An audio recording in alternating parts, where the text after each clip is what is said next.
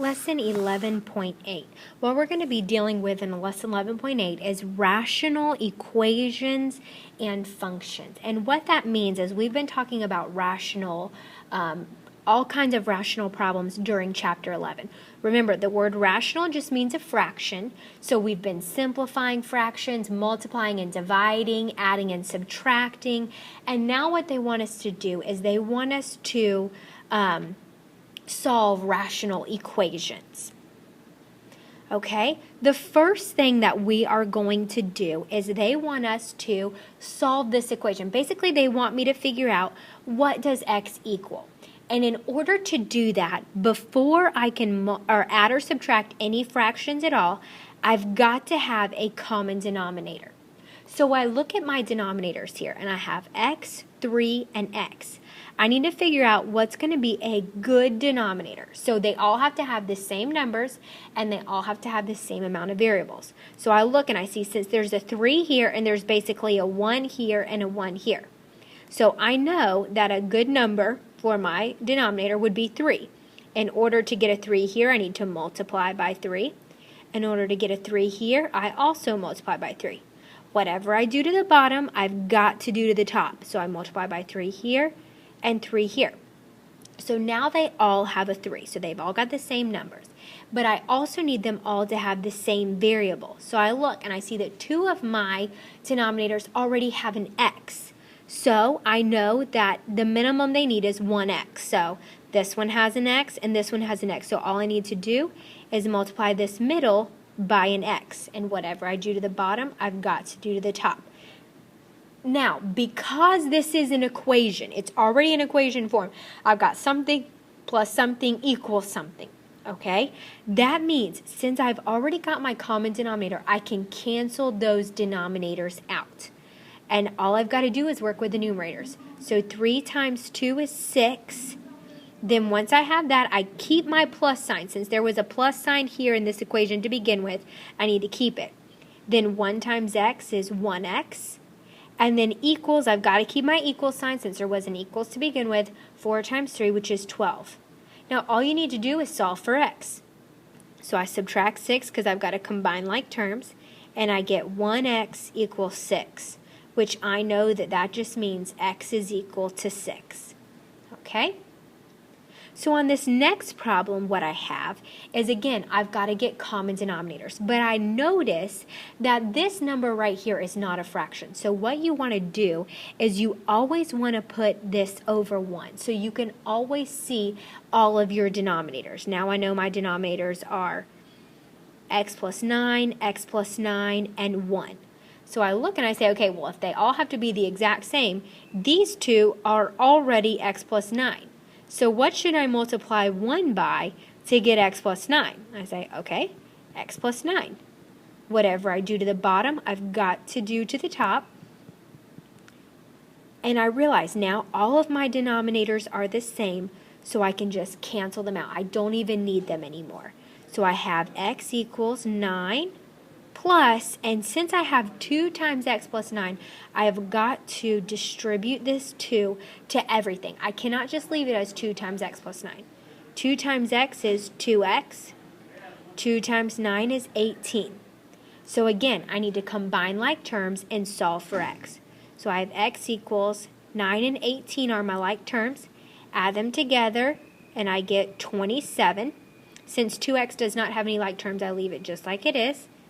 And then I subtract 2x because I want to combine like terms. First of all, this number in front of x is 1. Even though I don't see it, I do know it's there.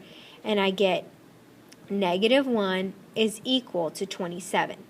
In order to get x by itself, I divide by -1, and I get x is equal to -27. Okay, so all I need to do is get a common denominator. Then once I get the common denominator, whatever I do to the bottom, I've got to do to the top. And then I'm able just to cancel out those denominators and solve the equation. So on this next example here, I'm going to do the exact same thing. All right, I want to find a common denominator. And what I have is x, 8, and 4. So I've got to find a good common number for all of them to be. Okay, and I want it to be the smallest number that I can get 8 and 4 to go into, which is 8. Okay, remember, you always want to use multiplication. You never want to divide. So I say, all right, in order to get this first term in 8, I have to multiply by 8. Whatever I do to the bottom, I've got to do to the top. This middle term already has an 8, and this 4 needs to be multiplied by 2. Whatever I do to the bottom, I've got to do to the top. Now, I need to look at variables. This one has an x, and no others have an x. So that means they all need to have an x. So I multiply by an x here, multiply by an x here, and multiply by an x here. Again, now that I have a common denominator, I can cancel them out. And I just multiply 8 times 2, which is 16. Keep my minus sign. X times x is x squared. And lastly, 3 times 2x is 6x. So what I want to do here is I look and I have absolutely no like terms. No like terms at all. So that means I've got to get one side equal to 0 so that I can factor this problem and solve. So normally I would say, okay, subtract 6x, and then you've got your one side equal to 0. But what I notice that I have is I have a negative x squared. Okay, this negative x squared here is not going to, I can't factor that. I mean, I can, but it's going to be difficult, and so I don't want to. So what I can do is I can just add x squared to both sides, and then I'm going to have to subtract 16 from both sides. That way I move everything from this side, so I get a 0 over here, and I want to list it in standard form, so x squared comes first, then 6x, then minus 16. Then I realize, okay, I can factor this now, and I can get what x equals. So I list the factors of 16. 1 times 16, 2 times 8, and 4 times 4. I have to ask myself which one is going to subtract to give me 6.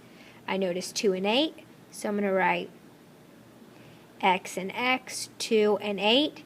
And I know that my signs have got to be positive and negative because this is a negative sign. And I look to b, which is a positive, so I know that that sign has to go with the largest term. So I put plus 8 and minus 2. And I cannot forget my equal 0. Now you say, why did you move it from the front to the back, the 0? It really does not matter if it's at the front or the back. I just like to do it to the back so that it's easier to see. And then I am not finished here. A lot of people on their test boxed in that answer right there. That's not what x equals. I've got to go all the way until I know exactly what x equals. So I write x minus 2 equals 0 and x plus 8 equals 0. I add 2 and I get x equals 2, and I subtract 8 and I get x equals negative 8.